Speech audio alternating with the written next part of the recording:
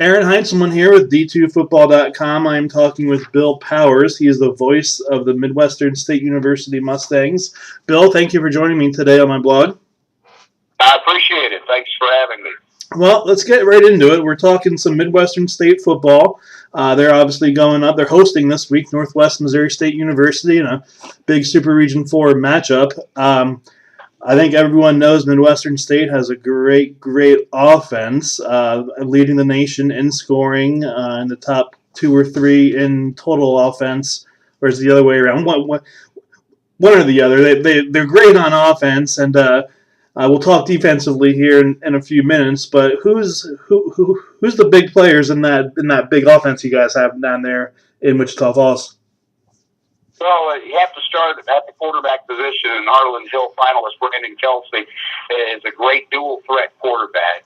Folks might remember a few years ago Daniel Polk, a very similar style player, except he might be actually faster than Daniel Polk.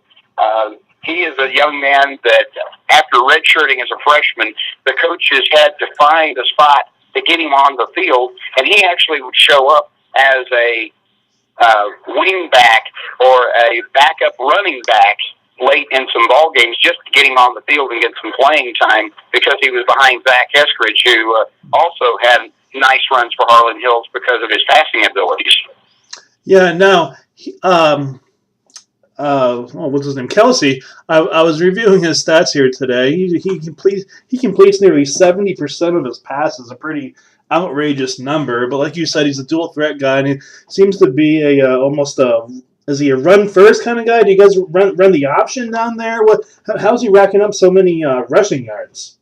Well, we don't really run the option if there's much option, not a true sense of an option. It's all being done out of spread formation. And so he might run to the edge, and if it's an option, it might be an option to pass or keep it himself. Depends on what the defense is giving him, especially if the defensive end tries to come on hard. Then we have a bevy of running backs that is absolutely super, and maybe the best collection of running backs that I've seen in over 25 years of covering Division II football. And some talented receivers. So it becomes pick your poison. If you're going to put 8 in the box to stop the running game, you're going to leave the wide receivers open. If you're going to cover the wide receivers, well, there's going to be running lanes to get through, especially behind a great offensive line led by Amini Filatolu, who is the best offensive lineman that I have seen in Division II football in 25 years. And that goes back to watching guys that have come through like Johnny Randall at Texas A&M Kingsville. Yeah, you guys certainly do have a great running game behind Silatolu and some other all LSC linemen on that team. Certainly a great offensive line to run behind. But you spoke about your bevy of running backs. You got between Kedrick Jackson, Lester Bush. You got the freshman of the year and Jimmy Pipkin. I mean, who's the go-to guy? Is there one? And how do all three of them see so much action? They are all different style running backs. Kedrick Jackson is I don't want to call him a flashback. He might be the classic type of running back. He will find the place to run and then take off through it. Jimmy Pipkin, the freshman, is a converted wide receiver. He never played running back until this year. But he's got outstanding speed. He's probably the fastest guy on the team. If you can get him to the hole and get him to the corner, look out. He could be gone at any time, and we've seen that several times this year. He has 6 runs of better than 50 yards. Then you've got Lester Bush. They call him the Bull.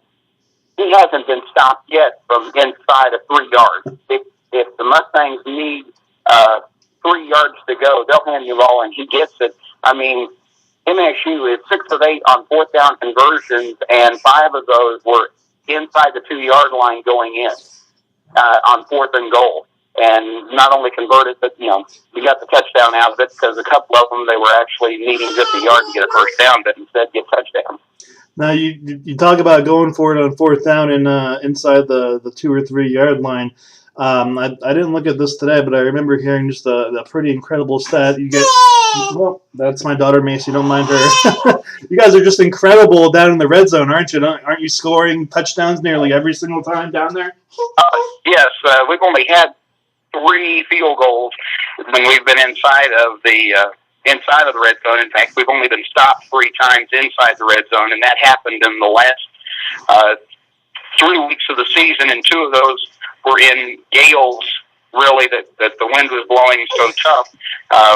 We turned the ball over twice. Once was throwing against the wind and sort of floated it a little bit for one of the few interceptions that Kelsey has this year. And then another time where the ball was hit light on Pipkin as he was carrying it in. He had it knocked away from him with a helmet straight onto the football. We've only really been stopped when we've been trying to get it in, that we didn't turn it over one time. So that's amazing that the amount of times once we get to the red zone, because it was game number 8 before anyone stopped Midwestern once they got into the red zone. Yeah, you guys certainly have quite the offense there. I see today. As of right now, you've scored touchdowns in 36 consecutive quarters, dating all the way back to Game 1 against S&T. That's just an incredible statistic. Now, let's move on to the defensive side of the ball. Talking with some MIAA folks up here this week, you know, we before we get too deep into really learning up on Midwestern State and how the LSC plays this year, a lot of people say, oh, Midwestern State, they got a great offense, but they don't play much defense down there. Is that true, and why we're not? Well, the Lone Star Conference has always been, the last few years, been a very strong offensive league, and Midwestern has really done well defensively. The 2 games that they didn't do well defensively, first was the West Texas A&M game that was played, well, both West Texas and the Northeastern State games played in 30-mile-an-hour winds. So on one end of a field, you were having a little bit of a difficult time going against the wind, which could have been a help. But on the other side, it made it great for some of the wide-open passing games that the Lone Star Conference likes to have. Defensively, it's a very solid team. It's a bend-but-don't-break type defense. Up until the Northeastern State game, really nobody was able to convert much. It's hard for me to judge the Northeastern State game, which was the last game of the season. Midwestern had already won the Lone Star Conference outright. It was a non-conference game, a classic trap game. And as we saw from Division I this past weekend, you know, you're going to have games that you're looking past, you're looking to the next thing, you're looking to the playoffs, and you overlook somebody. Well, that was basically what happened against Northeastern State. But the Mustangs were able to come through. Seems like Delta State that same weekend didn't make it through. Yeah, it was certainly. I was listening to the end of that game against Northeastern State, and you guys really squeaked out with a close victory. Not Macy, come on. Now, Midwestern State finishes the season then 10-0, unbeaten for the first time in school history. Quite a feat. Mm-hmm.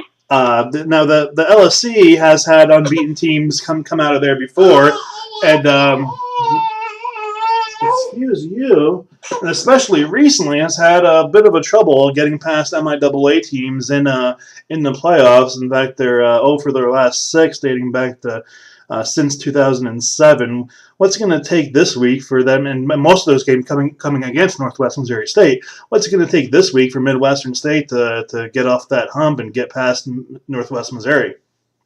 Well, one of the big things that Midwestern State has is a solid game on both sides of the ball.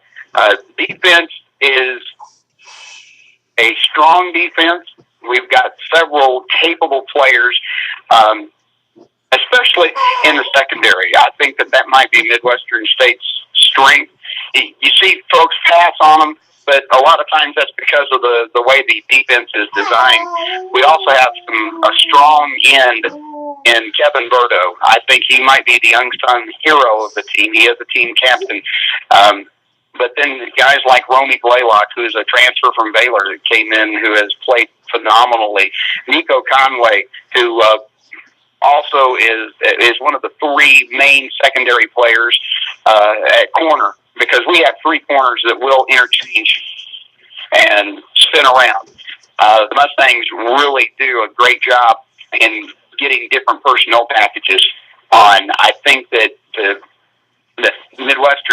faced some teams that have run the ball and played well defensively, faced teams that have passed the ball well and have shut them not necessarily down, but held them within check. Because one of the things that you've got to remember is that Midwestern has gone up against an Abilene Christian team and a West Texas A&M team that both averaged nearly 400 yards of offense or over 400 yards of offense and held them to about half of their offensive capabilities. So just those two right there, I think, shows that Midwestern can stop the ball defensively. The other thing is it's a powerful dual threat offense that if you take one segment away, then the other segment generally has come on fairly strong. And the other thing is that the Mustangs can be held down for a while, but they can't be held down for the entire game. So I'm looking forward to the Northwest Missouri State game. And taking a look at I think both teams are similar. You take a look at the offenses. The offenses can be very similar.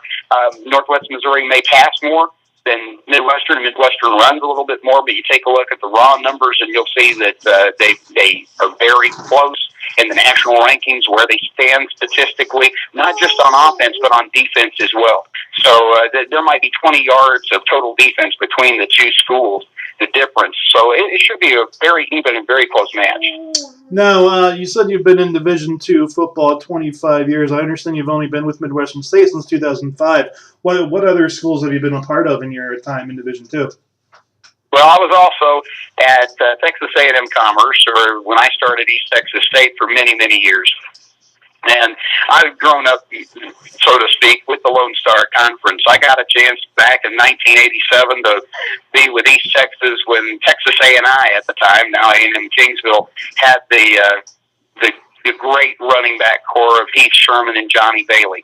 So I've seen that go through the years. The different matchups and the various regional, Ronnie West at Pittsburgh State had some great games with East Texas back in the early 90s when East Texas had a powerhouse team. And reach in the national quarterfinals twice. And one year Pittsburgh went on to win the national championship. That was back in 91. So, I've been able to see some of that, and it's been fun. It's been a fun ride. It's been fun to watch how Division II football has grown and grown, not just in popularity, but the level of talent has steadily gotten better and better. Yeah, you talk about Johnny Bailey, great running back down there at what used to be A&I, one part of the inaugural class in 1999 Division II Football Hall of Fame. So you've definitely seen a lot of guys in your day. Now, when you talk about Brandon Kelsey and his dual abilities, where do you rate him in the list of players that you've been able to be a part of their careers? I'd say right now, at the point that he's at in his career, Brandon Kelsey, one of the top 10, maybe top 15 quarterbacks that I've seen as far as being solid dual threat quarterbacks. He's just a junior. It's the first year that he's really had a chance to have the team on his own, because he's always been the backup. He's also one of those guys that I don't want to say is a rarity, because it's the kind of guys that Northwest Missouri and some schools really groom, and that is he's on the 5-year plan right now. This is his third year. He's had his red shirt, and he's played 2 years. And so this is his chance to really blossom out here his junior year, and he still has one more year to go. So I would say that he'd probably be at maybe one of those top 10 to 15, because 2 quarterbacks that I've seen that have been very good. Of course, Daniel Polk was another great dual threat quarterback, and you've seen some really strong, outstanding passing before me. But the central player, outstanding passer as well. Yeah, being a part of the LSC for so long must be quite a history for you. LSC certainly has some great football down there, just like we do up here in the MIAA. Bill Powers, I appreciate you talking with me today, and we'll be looking forward to listening to you on Saturday as Northwest Missouri takes on Midwestern State. Bill, I appreciate it. No problem. Thank you so much. I'm looking forward to seeing a great